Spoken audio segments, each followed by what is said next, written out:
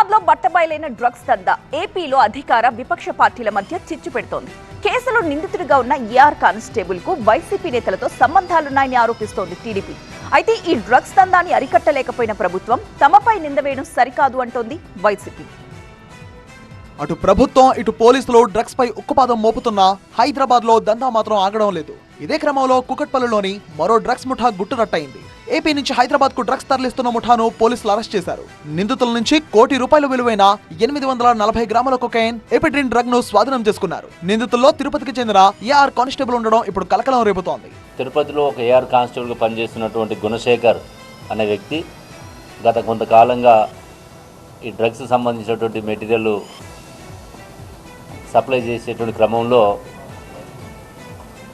ఇందులో A2గా ఉన్నటువంటి ఉన్నం సురేంద్రకి ఇవ్వటం జరుగుతుంది.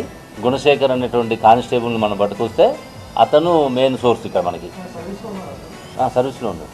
డ్రగ్ కేసుల్లో నిందితుడిగా ఉన్న AR constable Gunasekhar Tirupati MP Gurumurthy దగ్గర గన్మ్యాన్ గా పనిచేశాడు. దీంతో ఈ దందాలో వైసీపీ నేతలకు కూడా హస్తముందని ఆరోపిస్తోంది తెలుగుదేశం పార్టీ. ఈ మేరకు ఆ పార్టీ తన సోషల్ మీడియాలో పోస్టులు పెట్టింది. అయితే టీడీపీ ఆరోపణలపై తీవ్రంగా స్పందించారు వైసీపీ ఎంపీ గురుమూర్తి. డ్రగ్స్ కేసులో నిందితుడిగా ఉన్న ఏఆర్ కానిస్టేబుల్ గుణశేఖర్ ప్రస్తుతం తన దగ్గర గన్మ్యాన్ గా లేడని, డ్రగ్స్ దందాని అరికట్టలేకపోయిన ప్రభుత్వం తన అసమర్థతను వైసీపీకి ఆపాదించడం సరికాదని స్పష్టం చేశారు. దీనిపై బహిరంగ చర్చకు కూడా తన సిద్ధమే అంటూ టీడీపీకి సవాల్ చేశారు. ఎప్పుడో నాకు పనిచేసి నా దగ్గర నుంచి వెళ్ళిపోయినటువంటి వ్యక్తిని కూడా నాకు ఆపాదించడం కరెక్ట్ కాదు.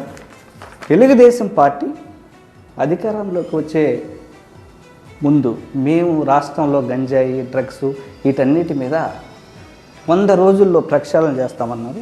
మీ పోలీస్ వ్యవస్థే ఈ పనులు చేస్తుంటే దాన్ని ఎంక్వైరీ చేసి దాని వెనక ఎవరు ఉన్నారు పట్టుకొని శిక్షించాల్సింది పోయి మీ పోలీస్ వైఫల్యాన్ని మాకు వైఎస్ఆర్ కాంగ్రెస్ పార్టీకి అలాగే నాకు పోయాలంటే అది కరెక్ట్ కాదు.